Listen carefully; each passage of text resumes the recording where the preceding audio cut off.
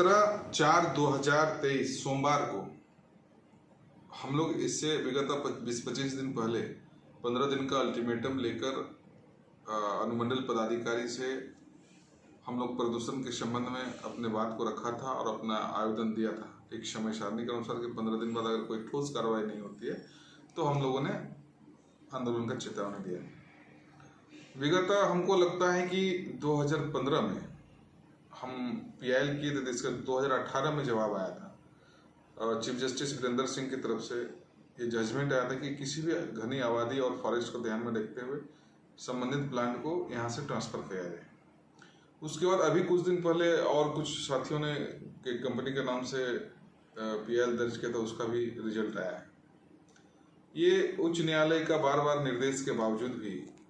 प्रशासन और प्रदूषण नियंत्रण बोर्ड के द्वारा कोई ठोस कदम नहीं उठाया गया, न ही कंपनी प्रबंधन के द्वारा कोई कामकाज इस तरह से किया गया। सभी कंपनियों का जो मोनोपोली है,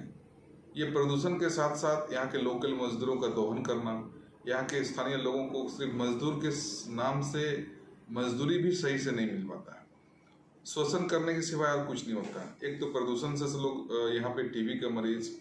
आपको डायबिटीज़ का मरीज, कैंसर का मरीज बढ़ गया है। हमारे क्षेत्र पूरी तरह से जो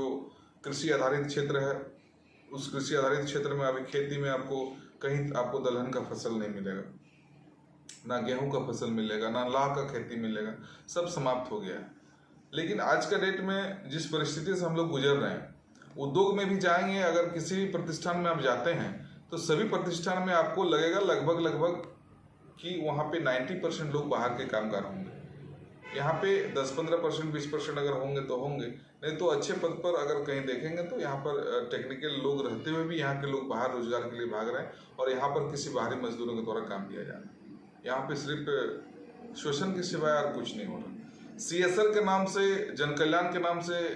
अगर कहीं कोई पानी टंकी एक आध प्लांट बना दिया तो दिया,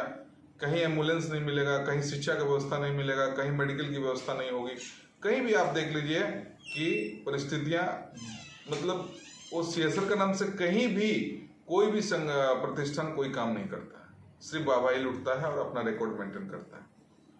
तो हम लोगों ने चेतावनी देने के बाद, अनुमंडल पदाधिकारी और उच्च न्यायालय का निर्देश के बाद, हमको लगता है अनुमंडल पदाधिकारी ने एक बैठक उन लोगों के प्रतिष्ठान के सभी प्लांट के ओनरों से या फिर उनके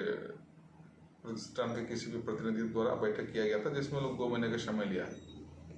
मेरा कहना है कि ये समय बार बार आज 10 से 15 साल हो गया, जब भी कोई आंदोलन और मूवमेंट होता है तो उसको तत्काल उसको सुधारा जाता है, फिर 1 से 2 महीना बाद फिर से वो वही स्थिति रहता है। सभी प्लांट में पहले जल पानी का टैंकर था, गांव में कोई शादी विवाह कोई समारोह होगा तो दिया जाता था। अब तो देखिए ना एम्बुलेंस है, ना पानी का ठिकाना, ना कहीं रोजगार का साधन है, ना कहीं आपको शिक्षा की व्यवस्था कहीं की गई है, ना स्वास्थ्य की व्यवस्था की गई है। तो हम लोगों ने पुनः ये मांग करते हैं और इस विरोध प्रदर्शन के लिए हम लोगों ने 1 दिवसीय धरना प्रदर्शन जो है रखे हैं चेतावनी के तौर पर। अगर नहीं होता है तो हम लोग अनिश्चितकालीन भी करेंगे। साथ में ये जो NH-32 है, चांडिल गोलचक्कर से लेकर पितकी फाटक की जो स्थिति है, सभी कोई भी गरीब व्यक्ति साइकिल से या मोटरसाइकिल से आवागमन नहीं कर पाता है सही से। अगर वो कहीं अपना प्रतिष्ठान के लिए निकलता है तो इतनी धूल की उड़ता है, एकदम काला धूल, और उससे न गड्ढे नजर आते हैं, सिर्फ और सिर्फ धूल और पानी। बरसात में ये स्थिति रहता है कि बच्चा अगर गिर जाए तो उसको उठाना मुश्किल हो जाएगा, कोई सामान गिर जाए तो उसको उठाना मुश्किल हो जाएगा। और इसके हम लोग अपना ग्रामीणों से ये रूबरू करके इस भागीदारी सभी ग्रामीणों के प्रतिनिधियों के द्वारा ये बैठक हम लोग किए थे। बैठक में बहुत सारे लोग आए थे सभी गाँव के, और हम लोगों ने सभी गाँव में फिर से पुनः पितकी से लेकर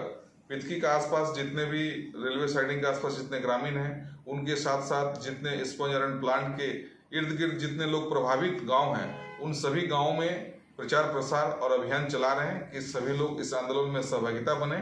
और अपना सहयोग करें और अपने इस प्रदूषण पर नियंत्रण करने के लिए हम लोग बाध्य करें सभी प्रतिष्ठानों को। धन्यवाद।